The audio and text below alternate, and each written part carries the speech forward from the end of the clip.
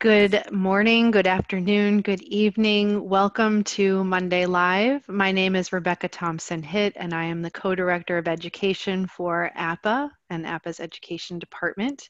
And I have the absolute privilege of being with Ray Castellino today. Ray Castellino and I met, like 10 years ago now, and I know that in my own personal experience, Ray's work has absolutely transformed the work that I do and who I am as a person.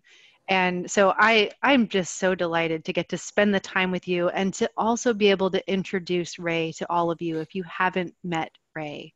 Mm. So we're going to be talking about co-regulation, the key to secure bonding and attachment. And Ray Castellino, if you don't know him, is a retired chiropractor, but he has been a decades-long advocate for babies and families. He's a cranial sacral therapist. He has lots of letters behind his name, but I think the more important thing is, and he will say this too, it's his love of babies and families. And he's a grandfather, and that's also been really fun. I've gotten to watch his grandson grow up in pictures, and he is just he has taught me so much about really connecting, what that really means. So he co-founded and co-directs BEBA, which is Building and Enhancing Bonding and Attachment, which is a nonprofit research clinic for families. And he is the founder of Somatic Blueprint, which is very new and very, very exciting. It's a worldwide movement for the advancement of pre and perinatal understanding and integrating the energies of constricted PPN imprints. He is a founding member of the Alliance for Transforming the Lives of Children and the originator of Castellino pre and perinatal trainings for professional development, and now Somatic Blueprints. So welcome, Ray. Thank you. Thank you. It's good to see all of you, actually. Some familiar faces, some new ones. Wow. Yeah. Mm.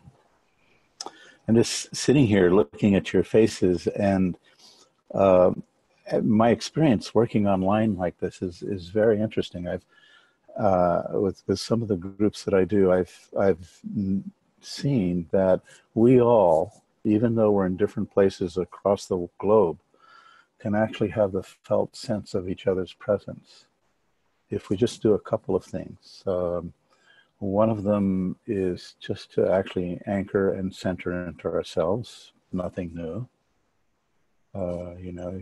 Your butt on the surface you're sitting on, your back to the surface that it's leaning on, or if it's however you are. Oh, the cat walking across the desk.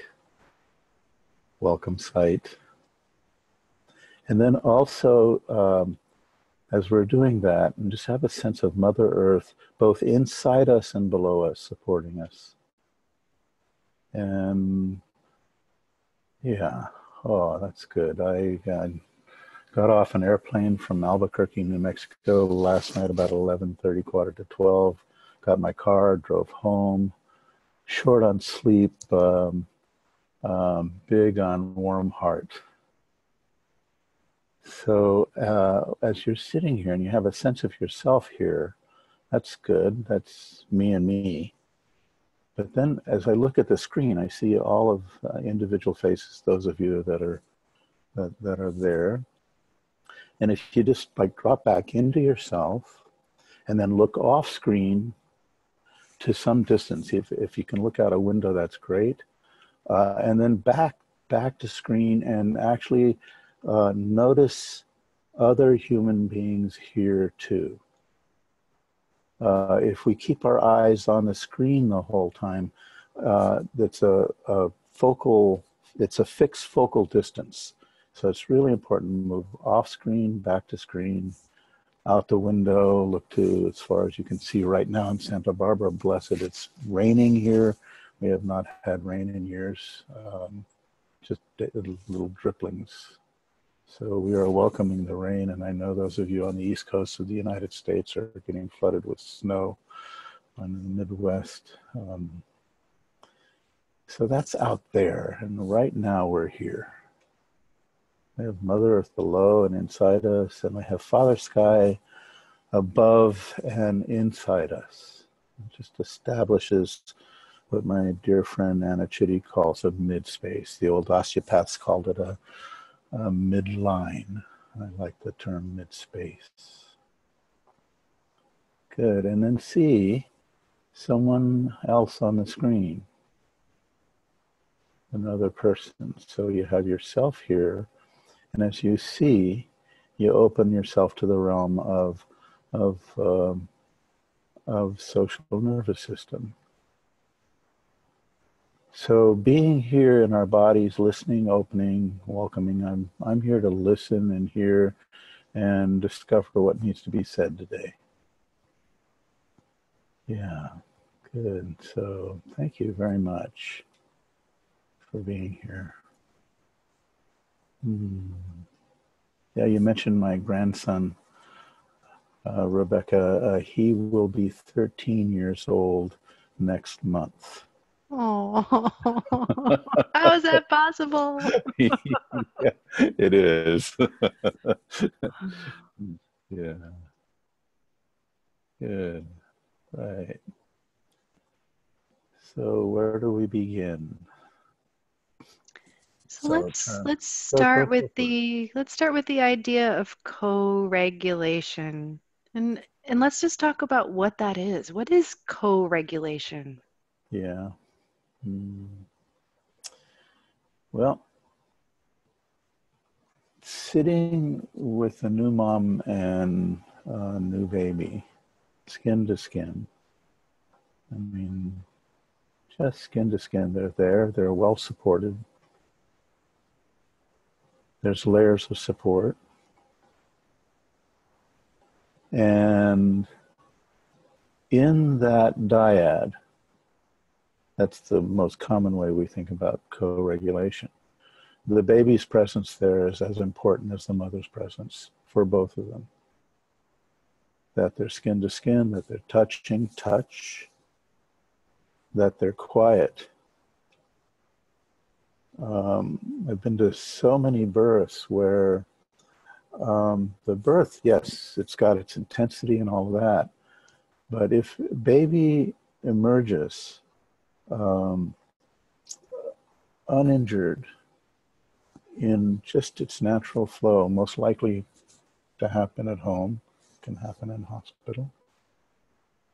But if that happens and baby and mother are able to be skin to skin, their bodies regulate together. Heat, pulse rate, blood components like CO2. I think Tiffany Field's work has pointed that out some years ago. Skin to skin, eye contact, and movement. They can move and be with each other and adjust. And there's a quality of relaxation in that.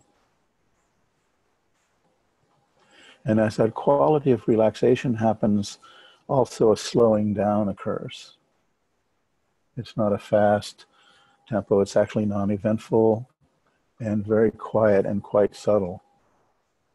But as that occurs, their bodies physiologically move and resonate together. It's co-regulated. A lot of attention is given to self-regulation. I feel like I'm speaking to the choir here.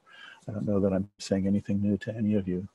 But as that occurs, the mother's and the baby's systems co-regulate, and the baby participates in that as much as the mother does. Okay, now that's the dyad. What about the rest of the family? What about this grouping here? Those of us that are on this call right now, what about us?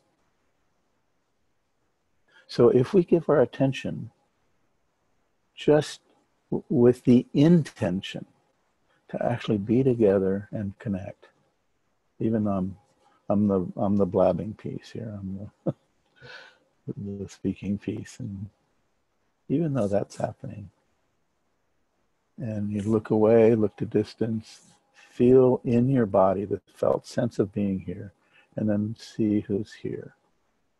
If you don't know other people here, you have the opportunity to get to know them as we speak and listen and connect with each other. Okay, now in my work, the way I practically learned about co-regulation is in two places. One I just mentioned, going to birth, being a father, being a grandfather, being in family, being in relationship, because co-regulation is a relational activity. It's something that happens with social nervous system on. And I know the scientists say the nervous system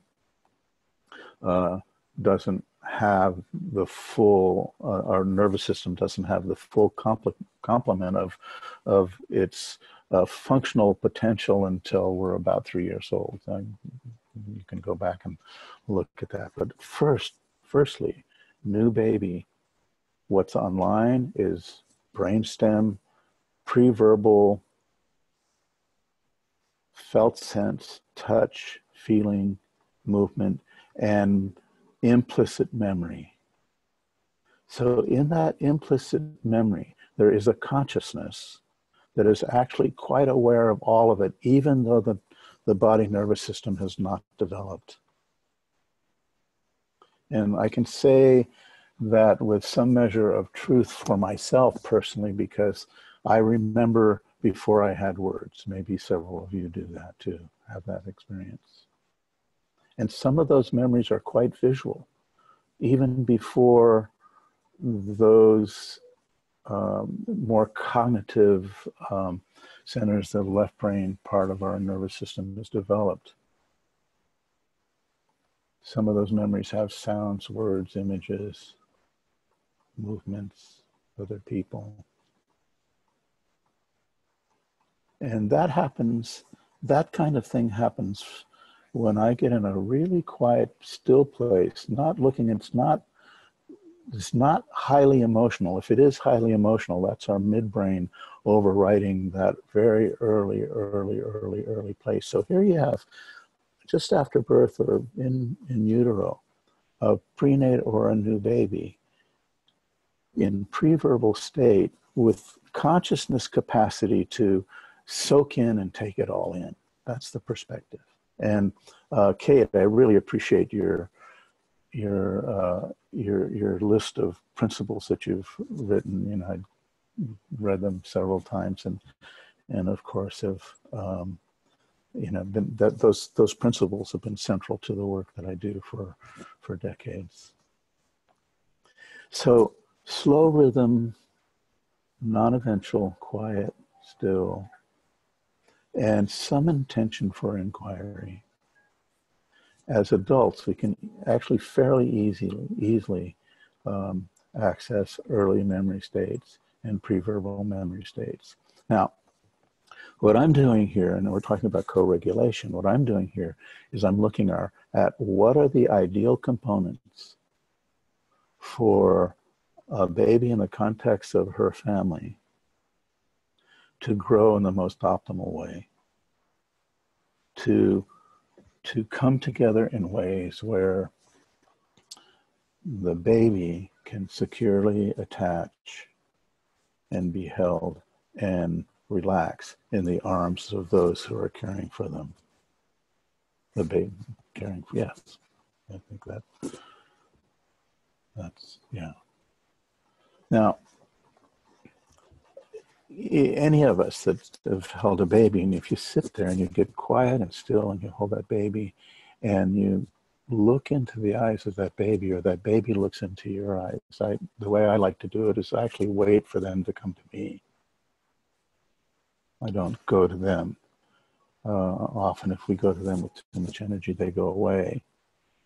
But I'll sit and wait and just let my peripheral vision be aware and my internal sensing be aware, and in the knowing that that baby's presence in my arms is giving me as much or more than I'm giving her or him. And wait. Now, I don't know if you just felt that, if you're in touch with the felt sense of the energy moving through your own body, but as a group, just now, we just, what I call downshifted. There's just a subtle slowing of the tempo and an opening of the field.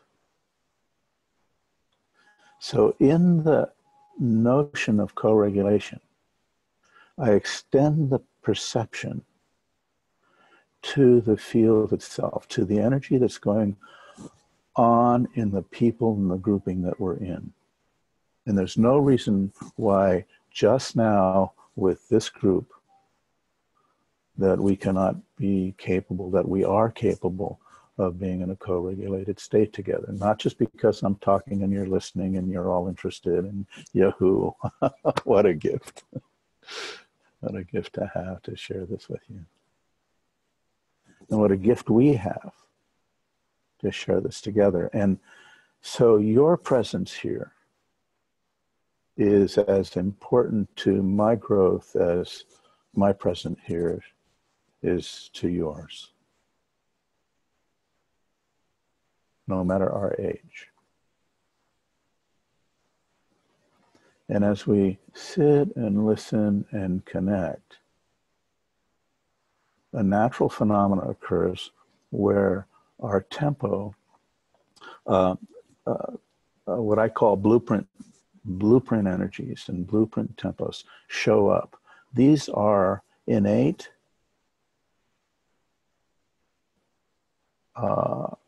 innate spaces, energies that are always present, and they're the backbone. The blueprint energies are the backbone for resource. So in the trauma world, there's a lot of attention given to resources. We don't have to wait for a kind person to be in our lives to experience resources or nature. Because in the nature of things, we come in replete, full of the possibility to have connection with what's there already. The old osteopaths call that the breath of life. That breath is always breathing. The whole universe is breathing. Everything is oscillating at various rhythms.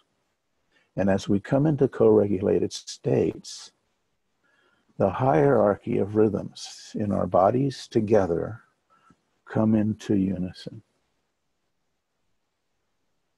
I used to be a choir teacher in a former life, this life, with people of different ages. And so as we take a pitch, ah, everybody can sing, breathe in. Ah, you're welcome to join me, and ah, thank you, I love it. Ah,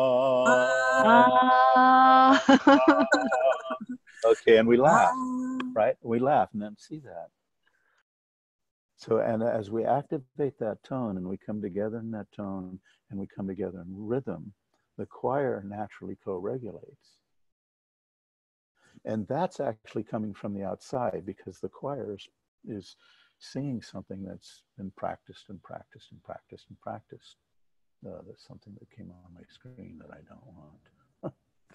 Excuse me. I just got a little bit of activation there. So I get to now come back, realize that you're here and what we're doing is more important than that thing that came on my screen. So the thing about the blueprint energies is they were there already. We all came in with them.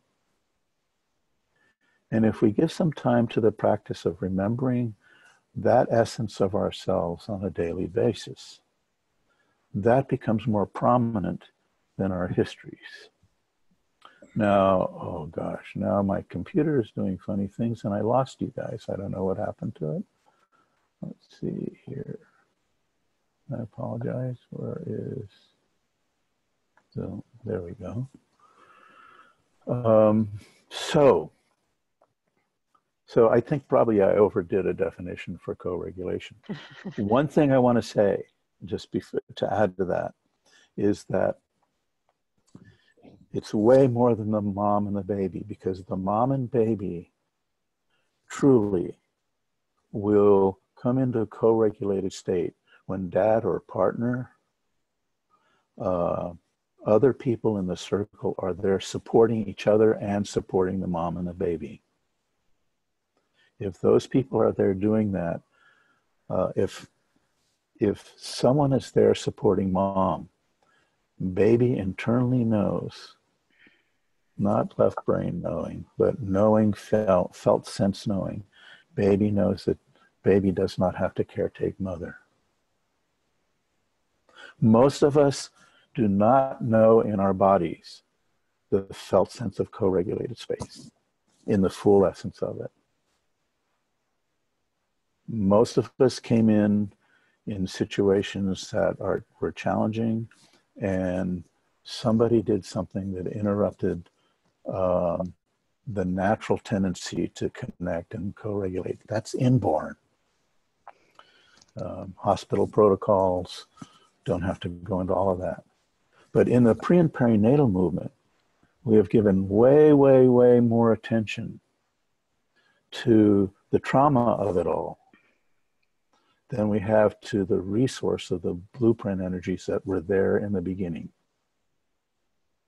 So if I'm to leave anything with you today, I'm hoping that you can, while you're listening, while you're looking, while you look away, and while you come back, you do that.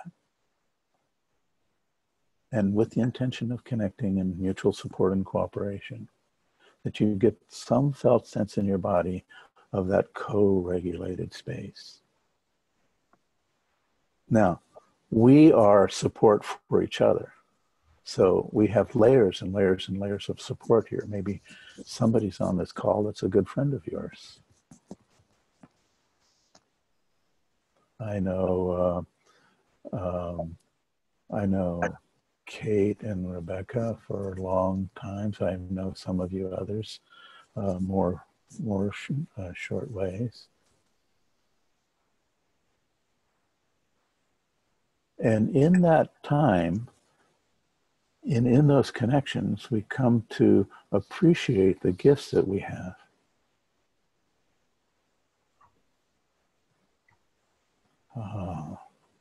Now, just saying that, appreciating the gifts we have. Look at somebody on this call here that you know, and just appreciate the gifts that they have, that you know. Notice what happens in the subtle sense of what's going on in the energy now. We don't have to imagine this. We just do it. Notice and appreciate. Now, entertain the notion that someone on this call might just now be appreciating something about you.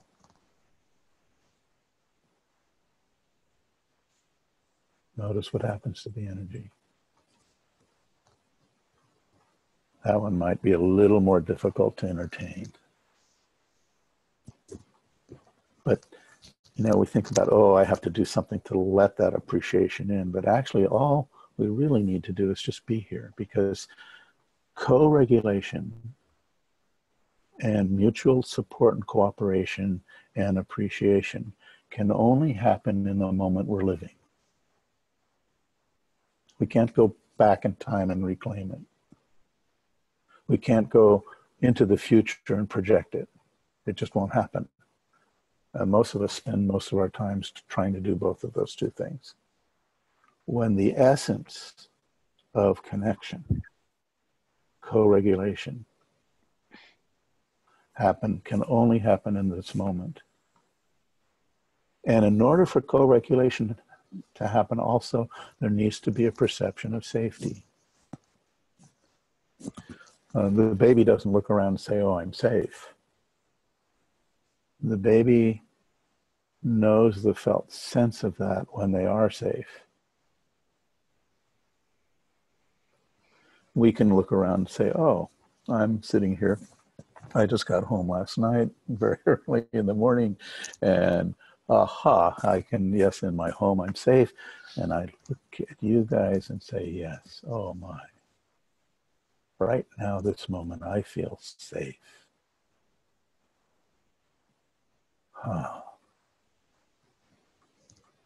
And as each time I acknowledge another one of these things, my system settles more and more. And in that settling, I open the potential to perceive the field of connection that we have between us. That's the primary resource. And it's fueled, and that resource is fueled by the powers that be. You can call it whatever you want. Rebecca, say something, or somebody say something. I think I've talked enough for a while here. So I'm just really sitting with this idea of within us all, we have this blueprint of resourcing, of settling, of connecting. Am I following you? Yes. And that we can tap into that at any time in the present moment. It's there. It's always there. And that we tend to have this idea, and we tend to emphasize the places where we get stuck, or there were trauma, or something happened. And those are the things that tend to come up. We tend to feel those, we tend to experience, and we tend to loop on those in one way or another. Yes. And what I'm hearing you say is that, and at the same time, we still have this blueprint underneath. The capacity is always there. Right. So now we're in the realm of co-regulation, and co-regulation is actually the key piece to bonding and attachment, secure bonding and attachment. And it's the key piece to integrating the energies that are locked up in our traumatic histories. Many of you, no doubt, know the work of Peter Levine. One of the key elements in what Peter has had to teach us is the practice of pendulating. Have something that feels traumatic, or in our thought, I've got 2 or 3 thoughts running at the same time. I'm going to come to one, so I'm not skipping around here. So in that, we have some felt sense in our body, maybe of the memory of a trauma. Okay, so right now, just Mother Earth, Father Sky, that little exercise we did in the beginning, felt sense of our butt. On the surface we're sitting on, something very simple, our eyesight in present time. And what we're doing right now is we're moving out of the realm of thought, out of the realm of idea. We're not thinking about this. It's something to do so we can have it in our felt sense experience. New baby is not thinking. New baby is aware. Consciousness is aware. And if we want to have rapport and connection with our babies, we need to learn in how to be and move into where their skill set is. Aware, present, felt sense. And then, yes, we speak with them, we talk with them, we have language, we have eyesight, we can do all of that. And that actually helps the baby grow into a larger body and join us in conversation and words. But, not thinking. If we want to have rapport with the baby and with our young self in a way where it's resourced and our traumatic histories are not taking us over, we need to learn the skill of coming into present moment with our eyes, with our felt sense, and in the felt sense of the energy and the connection. That's happening now. The blueprint is now, not an idea. Okay. So some more of that. Support, safety, slow tempo. All of that beautiful list of principles that Kate put down that you guys have been reading.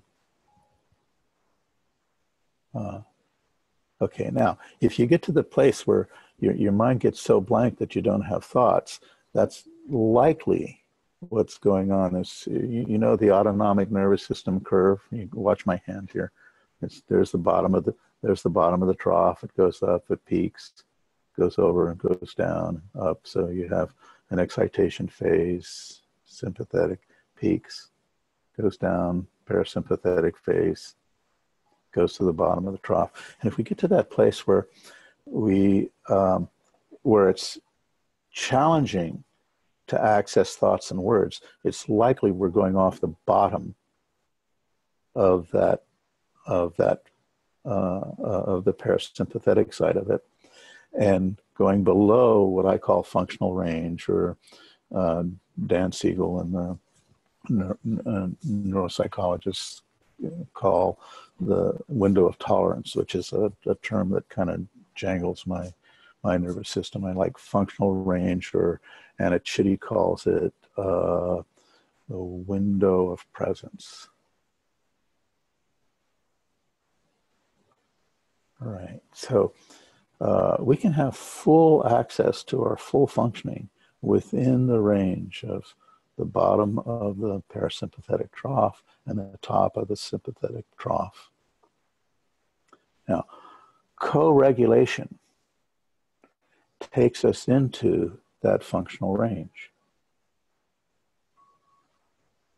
And it takes us into that functional range together as a social nervous system. So as the social nervous system opens and connection happens within that functional range, what occurs is what I call a social field phenomenon. And this is one of the things about working with babies. You know, there's a lot going on in the world where folks are saying, okay, I work with babies, I do craniosacral work with babies, and I treat babies, and so on. And all of that work is beautiful and good. And what we're doing here is, if we're going to be relationally oriented, co-regulated oriented, we need to pay attention to the energy between the people. We need to pay attention to the social field. And that field, as it opens, I call a social field phenomena. That's a term that I coined. Maybe somebody else has thought of that too, but it's a social field phenomena. And as practitioners, what I like to train people to do is to learn how to be in themselves, be in relationship with their frontal, the full function of their frontal cortex and social nervous system online, and exquisite awareness of when our attention begins to move away from that social field. So the practice is we keep coming back to the blueprint of the expression of that social field, which is the potential of it is always, always there. So what we've done now is we've taken and we've opened the definition of co-regulation from mother and baby to grouping, to family and small groups. And in the womb surround workshops that I do, I call them womb surrounds. It's a small group of people, 6 practitioners, and 6 participants, a practitioner or 2, and a few assistants. So that makes a grouping of about 10 people. And these workshops are like, 4.5 days. And one of the main central focus points for that experience is to learn the felt sense down to the marrow of our bones. The felt sense over a period of time of a co-regulated field. And it doesn't mean we maintain it for all of that period of time. It means we go in and we touch it, we get it enough, keep coming back to it and coming back to it and coming back to it, because as things expand and contract, we move in and out of functional range. But to come in to functional range in the presence of our very rich up and down traumatic histories. So a way of coming into relationship with those histories so that we can know in present time the felt sense of co-regulated experience in a group of people. You take that away, and that becomes a reference. That reference keeps us in touch with the blueprint energies, keeps us, builds the skill of coming back to social nervous system in the social field and the energy between people, and in connection with my own core, with our own cores. Say something, Rebecca, or somebody else. So I'm curious, as you're talking about this, because I know the other thing that we're talking about here is attachment and bonding. Yes. And so I'm wondering if this idea of co-regulation, of being able to touch into these blueprint moments, if that's really what you're talking about with secure attachment. So can you talk a little bit more about secure attachment?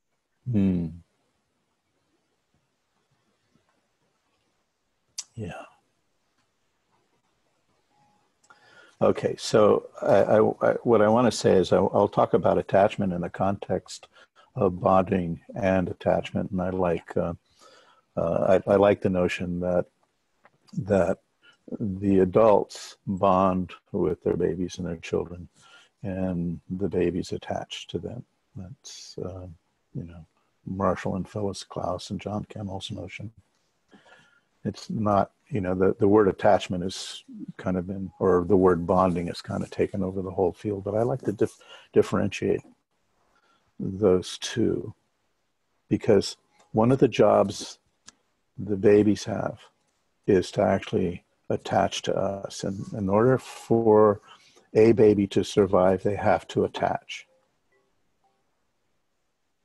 And beyond survival, in order to thrive, they have to securely attach. Now, secure attachment is possible with the people that are caring for us if the people that are caring for us are capable of being present with the baby. They have to be present with the baby in a certain way. I mean, the whole notion is love is not enough. There's certain skills we need to have where we can slow down and be present, have space between our words and our thoughts, and be with what is happening now.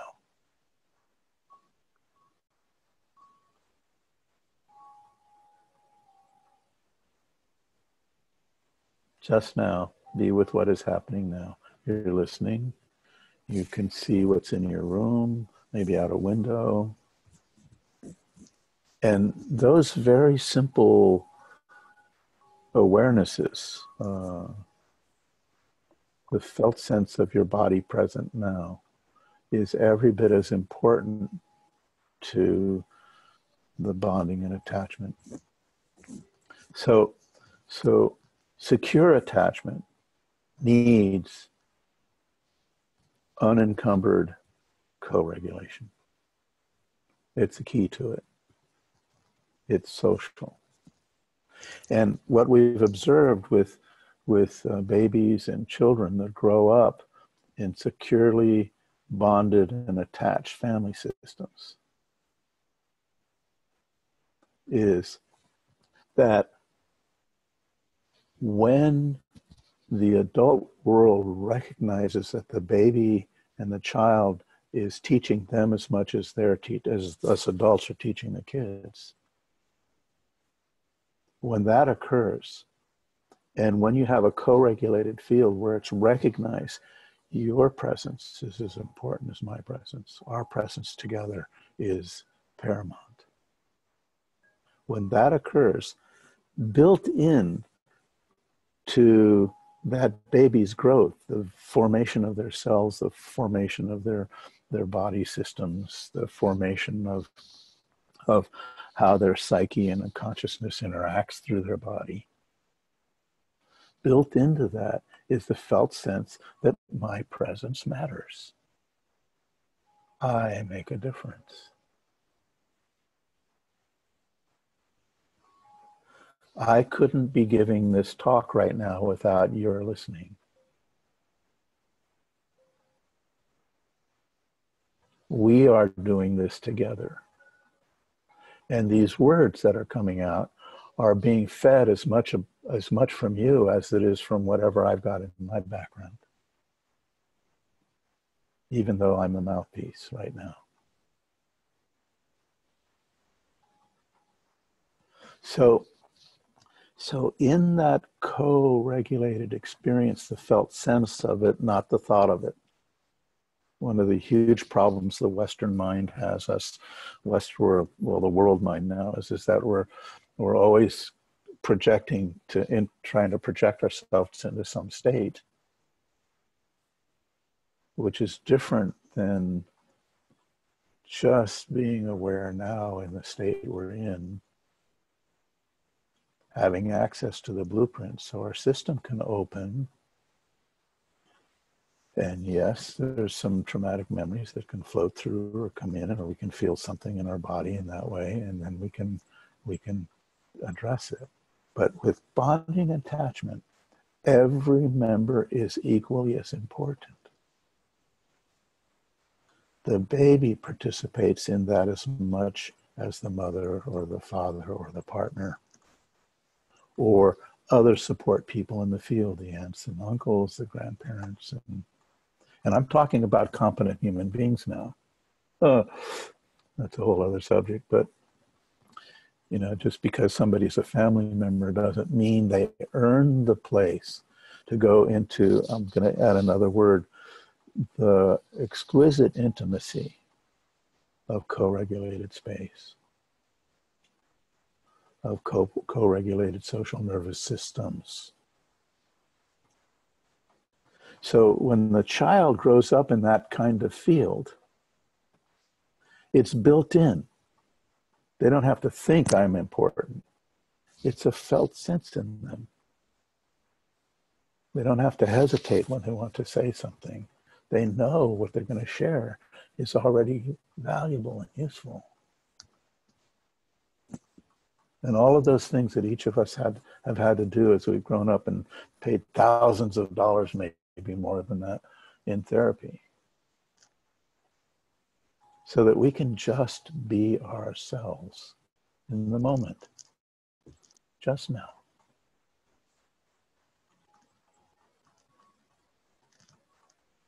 And that self is trustworthy.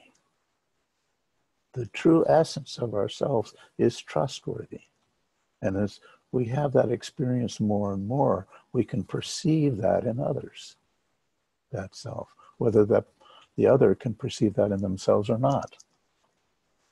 So if we sit in the presence of others, we know their presence is as important as ours, and we perceive that essence of the blueprint in the other.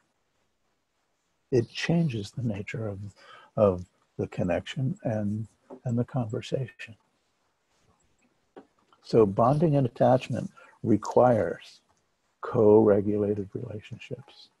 Healthy, secure bonding attachment requires co-regulated experience. When you were talking about that, the experience that if we have it with our parents as we're growing up, it just becomes who we are. There isn't a question about, am I important? It's just that built in. And I felt this twinge of, oh no, how many of us got that? And then right? I Exactly. didn't. No, I didn't. And I would be interested to know if any of us got that in that primary place. But then I returned back to that notion that you talked about of the blueprint. And then I felt this settling in my body of, oh, right. Oh, it's okay. It's okay. I don't need to go into a full-blown panic because I didn't get that. Right. It's right there. It's And in it's here now. each of us. It's here now. It's right now. here. Yes. Yeah, right and now. and then I noticed I switched back and connected with the group, connected with the sky. Like, okay, yeah. And I think that it's important because these things coexist. I think in pre and perinatal psychology, we often start thinking about, oh, this didn't happen. Oh, I didn't get this. Oh, I didn't give this. Did you want to say more there? Or? I was just going to say, and then it's important to remember that, yeah, that may be true, but also there is still the blueprint. Yeah. So, and oops. Something just happened there. Stephanie, you're sharing your screen. Oh. You can turn that off. Thank you. There we go. Thanks, Stephanie. Nice to meet you, Stephanie, if I haven't already. So here's the thing. Unless we've got our TV sets and our radios on, and we've got our computers on right now, but if you look around the room that you're sitting in, or outside the window, there's actually not very much going on. One of the cool things about the present moment, unless we're flooding the present moment with thoughts and memories, there's not a whole hell of a lot going on. It's actually kind of quiet.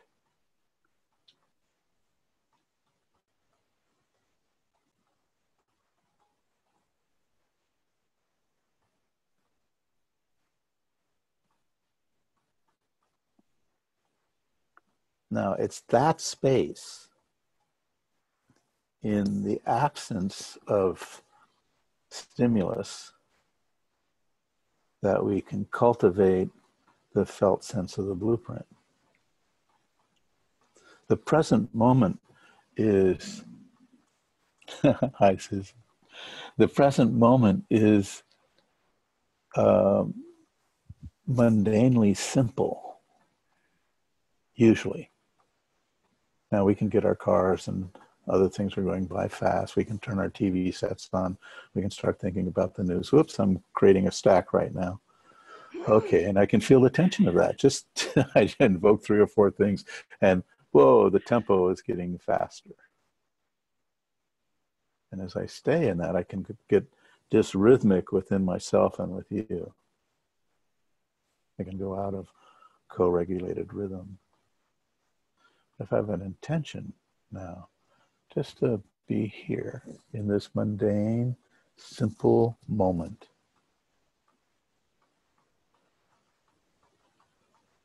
Something else happens. Now, it's kind of, if we go back to birth, and, in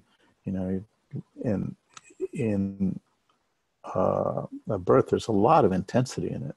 But after baby comes out, I love what Mary Jackson has done with that. She just held the intention to do nothing for some long time after baby's born and discover what mom, baby, and family need.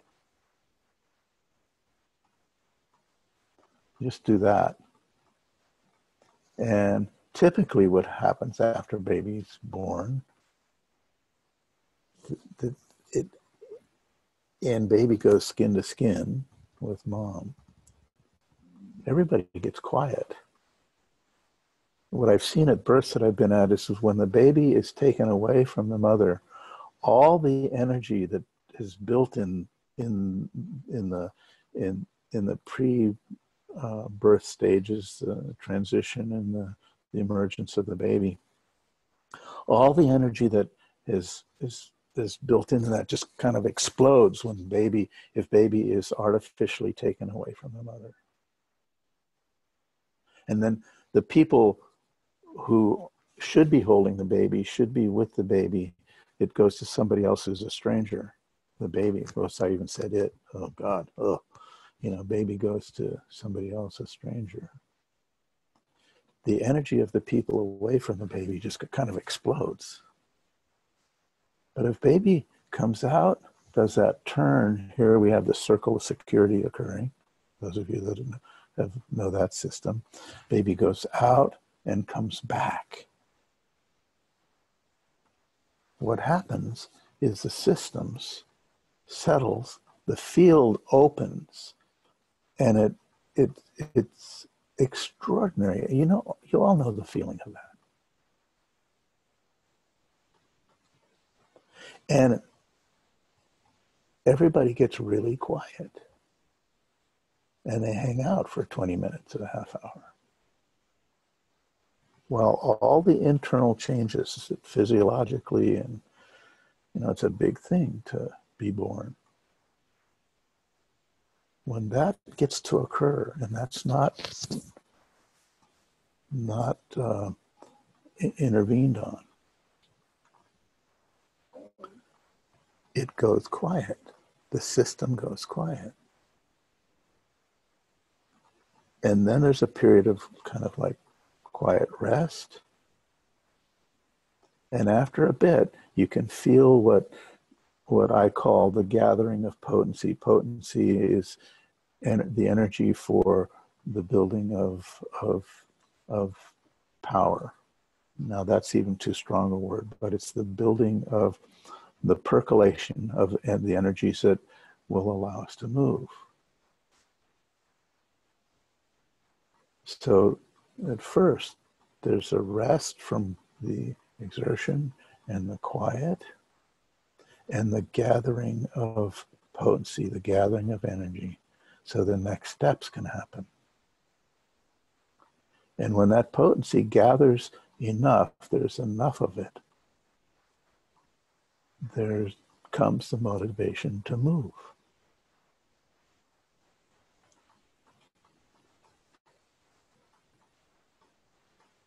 you know, 20 minutes, half hour. Time for placenta to come, you know, 20 to 50 minutes after the birth of the baby. But in that, the baby does the circle of security from inside of mother to outside of mother, back.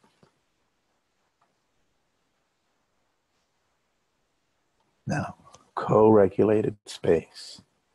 All of that happens there, that quiet, the simplicity of just being in the moment, the gathering of potency, the impulse to move, and then you want, well, what does the baby do? What do the new parents do? It's like, what do we all do? I mean, it's just like, it's so inspiring. Beyond. And that inspiration gives way to the connection with the breath of life and the motivation to move. And then the baby will either move in a way where they show some of their story. They show with their bodies what they just went through. That's how babies tell their story. They show it. They make sounds. And by the way, we think, okay, baby needs to cry after they're born. I've been to many births where babies didn't cry.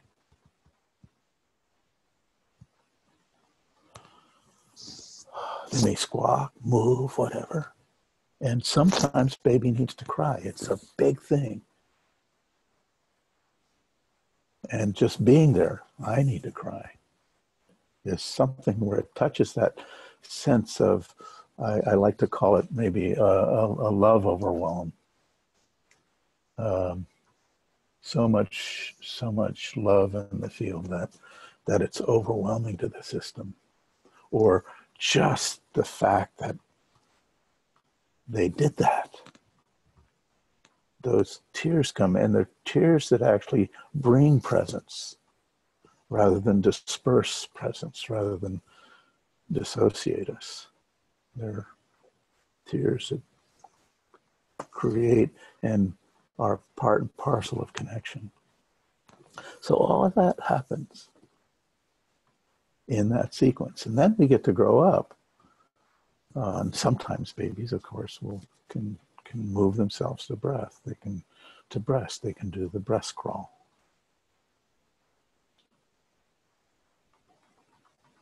So all of that happens when it happens in the context of co-regulated space, co-regulated social nervous system. When it happens in the context of that, then what occurs? Baby naturally knows how to find the breast, open their mouth, cover the areola, get the nipple way back in their throat, suck, and swallow. Which, by the way, they've been practicing in the womb already with their own thumbs. Probably many of us did that. So, co-regulation is necessary for secure bonding and attachment. You want to mess up secure bonding and attachment, get in the way of the natural blueprint tendency for mothers, babies, fathers, partners to connect in those essential moments. Now, here's the other piece of good news, is if it didn't happen then, as you all know, I'm speaking to the choir, we can do something about it now. We never lose the opportunity to reestablish ourselves in the knowing of co-regulated experience.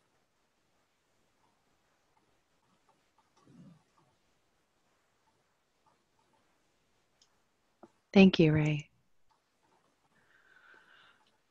So we have a couple more minutes. There is quite a chat going on. I just want to say I've been kind of watching, but also just wanting to be with 25. Ray here. Yeah. So does anyone have something that they specifically want to ask Ray or ask for clarification about while we still have him here with us? There's lots of conversation about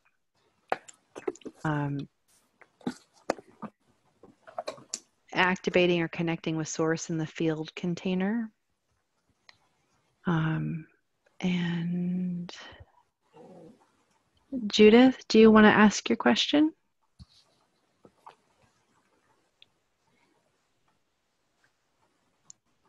If you want to unmute yourself, or I can unmute you. You want to try to speak and see if we can hear? Where are you, Judith? I'm looking for you. So her question... It's a choice. Yeah, she's unmuted, but I can't hear. So she's got no mic. So she said, is it possible to go into co-regulation with the baby during pregnancy by slowing down as being a pregnant woman, or even better, together with both parents? Yeah, that's a wonderful question. Of course, you know the answer to that. Okay, so here's the thing. I love, I don't know if any of you know Jaap van der Wal, the embryologist from Holland. Jaap is this quite extraordinary theosophist, and he looks at the world from that set of lenses. And Jaap says that the baby's experience in the womb is the mother's experience. The mother is the outer body of the baby, so that the baby is having her own experience as the baby is having the mother's experience. My comments on that is the baby in prenatal space is themselves with their mother. They don't differentiate. It's undifferentiated mind. So being undifferentiated, I don't know the difference between myself and other. I am that. So as we grow up, we have to learn the skill of differentiating. So we can choose where we go into experience where I am that, or rather, so we can give our attention to something worthy of having that level of diffuse experience. So, all right. So one of the key things for, I think, for moms to be able to, and family members to be able to connect with the babies and have that co-regulated space is, one, to be very well supported and to have co-regulated experience with the others that are supporting us, with our loved ones. Baby in womb, I am that. I am having that experience of my mother doing that. I am that doing that. Now then you can take it to the other part where you go in full appreciation of your own experience as mother with baby. And, you know, it's probably, you well know that as we grow as parents, as mothers, fathers, partners, we grow as parents, it necessarily brings up our own history. So one of the gifts of being a parent is we must need to attend to differentiating our own history so that we can actually be present with our babies. Then the more we do that, the more we can be in co-regulated space with our baby. The baby's consciousness is taking the whole thing on. And if we get tense about that fact, it just adds layers to it. It's just a fact. All right, that's the way it is. Yeah, it's. I think it's hard for when people hear that and they're like, "Oh my God." I am so glad my kids are grown up. My son is 49 and my daughter is 39 right now, and they are wonderful human beings. And it's so extraordinary to be with those guys, those two. Yeah. And their families. Yeah. Okay, good. Thank you for. I think we did that one. Another one. Somebody. That's a great question. There's something. Does anyone else have anything else that you want to ask or say to Ray? It's helpful for me to hear your voices. I'd love to hear your voices. Thank you, Ray. Allie. This is Susan. Past and present. I sent you a private little message in chat saying, I first met you when I was 58 and going to SBGI. That's I am right. forever indebted to you for helping me learn that I didn't know zip about regulation, self-regulation, let alone co-regulation. Yeah. So this has been a huge expansion for me. Thank you. Oh, thanks, Susan. And the key about that is that self-regulation is not possible without co-regulation. I mean, trying to think of his name right now. The self-regulation and the origin of the self. Our old friend. Somebody say his name. Oh. You're talking about Alan Shore? Alan Shore. Yeah, Alan of course. Shore. Alan gave us a whole lot, and in those SBI days, as you know, Susan, he came up, and and the term was self-regulation, but self-regulation does not occur without co-regulation. A self-regulated human being, a well self-regulated human being who knows how to live in functional range in the window of presence, can do that because they had co-regulated experience. And I think it's so much of the parenting stories about, well, your baby needs to regulate themselves, they need to self-soothe, and I think it's really important to come back to that. Actually, no. You know what? We all need to co-regulate. We all need that. As adults, we need that. Our babies must have it. Yeah. Good. Sally, did you want me to say something about Yap Vanderval? There was a question about No, who you I were have a talking question. about. So yes. I'm doing this trauma-informed training coming up, and it was mentioned about connecting with source in the field and in the container. So they're talking about this is the Weinholds. This is Janae Weinhold, and she's talking about, you know, working in the field, but then the therapist, right? The field and then the container. And she's talking about connecting with source. And she said how important that is when you're working with people, either in therapy or, I guess I haven't publicly announced this yet, but I've just started cranial sacral therapy training. So that there's my public announcement. But anyway, so I'm really interested. I'm really interested in, and I'm almost embarrassed to ask this, but what that would feel like in the room. And I was really trying to get some more information, you know, around that. So could you talk to, maybe from your own experience, talk about that a bit, or your thoughts on that? Right, and I can talk for hours and hours about it, but it won't. Okay, we'll have you back to do this one. No, just a minute. So, but if I talk about it in an abstract sense, it won't mean anything. Okay. So it's really important. Notice I'm actually intentionally slowing my system down right now. And as I'm slowing my system down, just have an intention for your own system to slow. And there's a current, and this comes from my background in polarity therapy, which is, which, you know, giving attention to the field is really giving attention to the movement of energy, which requires an incoming flow. It's actually this slow.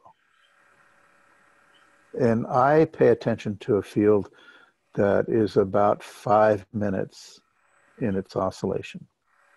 So it's 2.5 minutes of expansion this fast. And it feels like it's expanding right now. And it's very subtle. If there's a lot of cathartic and emotions going on, you don't get it. You have to get quiet enough so that we can get in the essence of the felt sense of that field. And if we do that, you know, you talk about connecting with source. What we can do is we can get the felt sense of the energies that step down from the heavens, from wherever we came from and wherever we're going back to. There. So in that, yeah, it's still expanding. So that rhythm is the felt sense of that. The closer we get to those slow rhythms of expansion and contraction, the closer we get to the felt sense of source. And if we have any kind of meditative practice or anything like that, and we actually sit still, we can have the experience of the energy gathering. So there's the incoming energy, which comes from source in through all of us. It's always happening. We wouldn't be alive without it. And then there's that energy coming into a field that has some containment on it. The physical body gives resistance to that energy.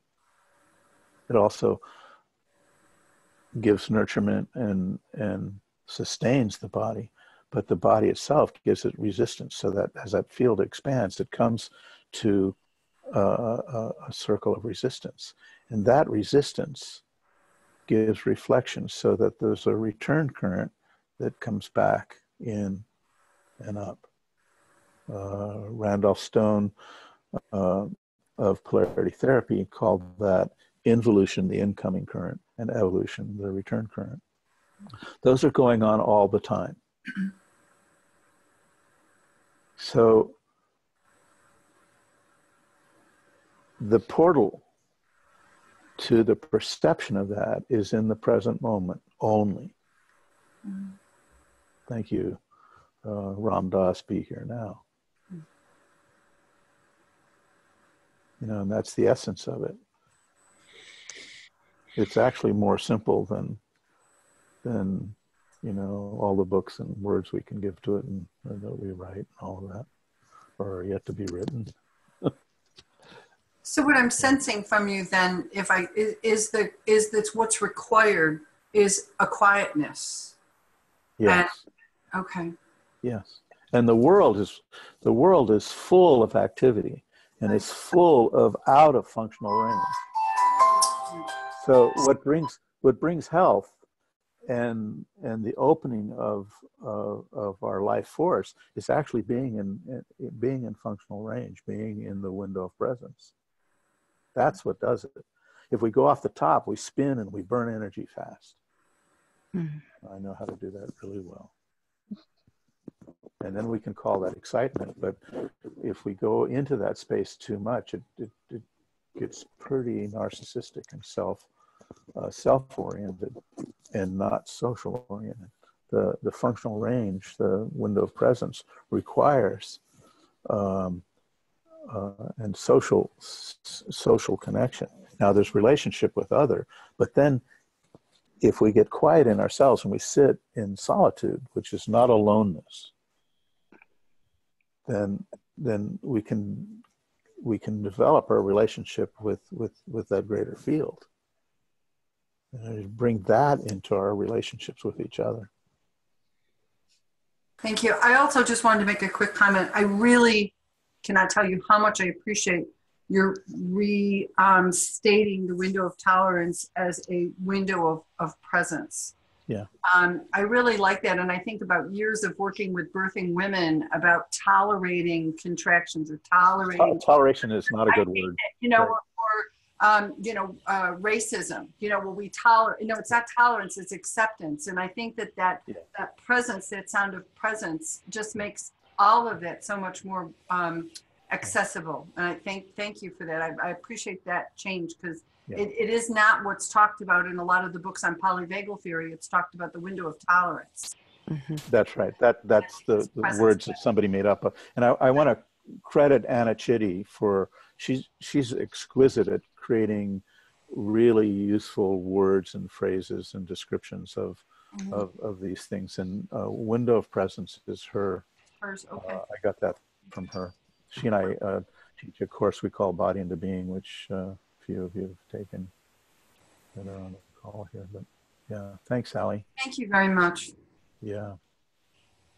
Thank you so much, Ray. Thank you all for taking your time wherever you are in whatever time zone and sharing this time with me. Yeah, thank